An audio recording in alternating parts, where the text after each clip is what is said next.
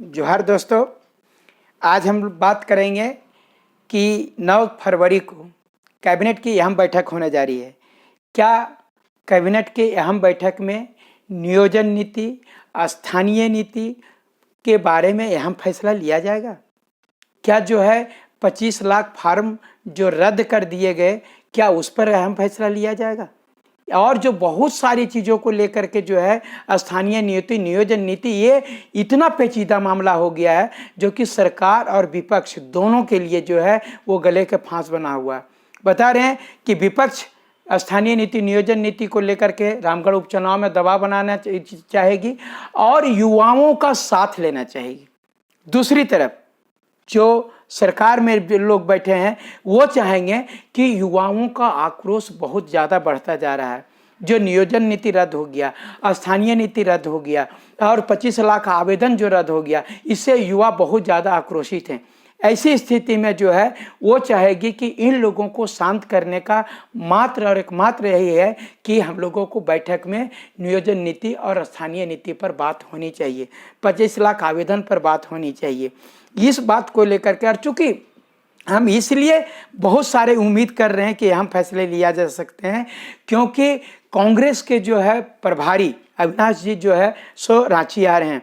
ये आज उन्होंने नामांकन भी कर दी हैं, वह बजरंग प्रसाद ने, जो को कांग्रेस के प्रत्याशी हैं रामगढ़ उपचुनाव में, और उनको वो नॉमिनेशन के लिए आए थे। ये जो नॉमिनेशन के बाद में ये रहेंगे और ये दिशा निर्देश देंगे कि युवाओं के आक्रोश का सामना ना करना पड़े सरकार को और जिसके कारण नहीं गंवाना पड़े रामगढ़ उपचुनाव को। ये सब सारा चीज़ को लेकर के ये सारा हम लोग उम्मीद कर रहे हैं कि 9 फरवरी के कैबिनेट बैठक में यह फैसला लिया जा सकता है नियोजन नीति और स्थानीय नीति और 25 लाख आवेदन पर। साथ ही साथ हम लोग एक बात करेंगे कि बहुत सारे लोग बोले कि क्या छात्र जो है सो बहुत सारे छात्र रामगढ़ उपचुनाव में आप चले गए हैं।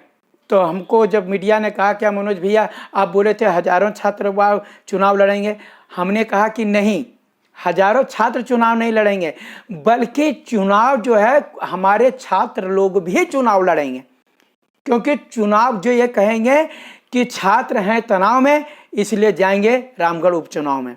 मैंने ये कहा था और ये चीज़ जो है ये सब सारा चीज़ के कारण जो 17-18 लड़के जो है सो रामगढ़ उपचुनाव में नॉमिनेशन किए हैं और ये लोग भी जो है सो कॉन्टेस्ट दे रहे हैं। लेकिन सरकार को ये हम बताना जा रहे हैं, सरकार को, चूंकि सरकार ने मुझे चैलेंज किया था, मंत्री जी ने चैलेंज किया था कि जो जाओ सब छात्र जो है सो चुनाव लड़ो, जाओ तुम लोग मंत्री विधायक बन के दिखाओ। तो हम लोगों ने ये दिखा दिया कि हम लोग नॉमिनेशन कर दिए।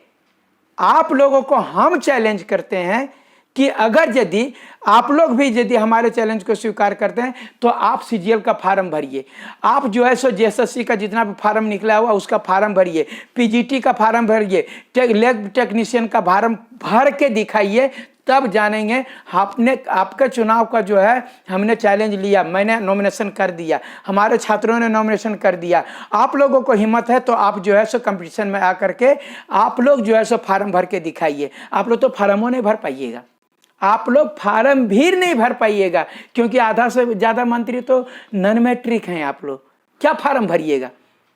इसलिए हम लोग बात कर रहे हैं कि आप लोग जहां हैं आप अपना काम करिए, नियोजन नीति बनाइए, आप स्थानीय नीति बनाइए और 25 लाख आवेदन जो रद्द किए हैं उसका काम कीजिए।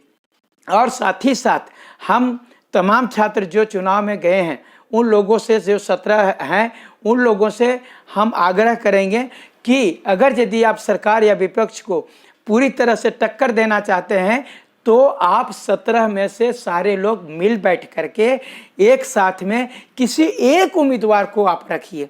क्योंकि आप लोग तमाम लोग हमको वह बोल रहे हैं कि मनोज भैया आप जो है से मेरे प्रचार में आइए, तब तक दूसरा उम्मीदवार बोलता है मनोज भैया मेरे में आइए, तीसरा बोलता है। आप 17 लड़का के स्टेज पर 17 के लिए वोट मांगने जाएंगे तो जनता कंफ्यूज कर जाएगी। खुद जो है एक गो वोटे है, हम केकरा दें, एकरा दें मनोज भैया की एकरा दें, तो कुटी कुटी तो नहीं करेंगे। किसी एक को देंगे वोट, तो आप जो है सो 17 जो है सो मिल बैठ करके एक आम सहमति बनाइए कि कौन उम्मीदवार को रखना है, तभी जो है हम सरकार को या विपक्ष को टक्कर दे सकते हैं और तभी हम आपके चुनाव में आ सकते हैं। साथ ही साथ आज आप जानते होंगे कि टेट पास 2012 और टेट पास 2016 के छात्रों ने बहुत सारा आक्रोश दिखाया। पुरानी विधानसभा से शिक्षा मंत्री के आवास के घेराव के लिए निकले थे, लेकिन प्रशासन के द्वारा जो है उनको वहीं रोक दिया गया। इससे जो है सरकार पर दबाव बनी।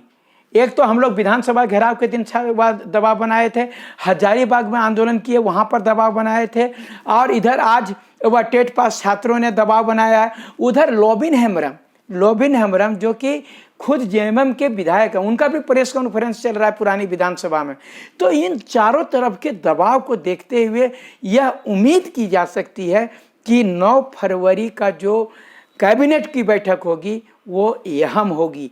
हो सकता है कि उस दिन जो है हम लोगों के लिए खुशखबरी का दिन हो, नियोजन नीति का दिन हो, ये स्थानीय नीति का दिन हो, और 25 लाख आवेदन जो दिए, जो लड़के बहुत सारे लाइब्रेरी जाना बंद कर दिए हैं, पढ़ना छोड़ दिए हैं, पुनः शुरू कर रहे हैं पूरे ABCD से, कि फिर से जो है सो उनको पढ़ना पड़ेगा। ये सब सारा जो है छात्र आक्रोशित हैं और सरकार इसका सामना कर रही है।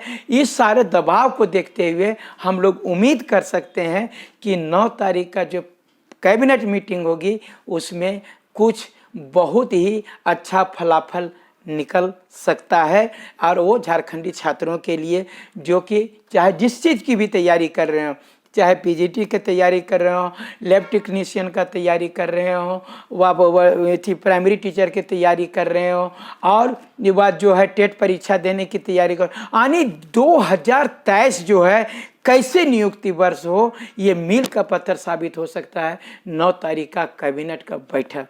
इसलिए हम लोगों को 9 तारीख के कैबिनेट के बैठक का इंतजार करना चाहिए, और साथ ही साथ आप लोगों को कान खड़ा करके रखना है। अगर यदि हम लोगों का उस दिन नहीं होता है, अच्छा कुछ फलाफल नहीं निकलता है, तो हम लोगों को आगे की रणनीति के लिए भी तैयार रहना पड़ेगा।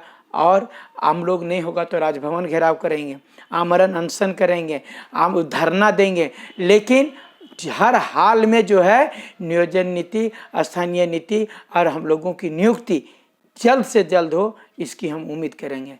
जोहार।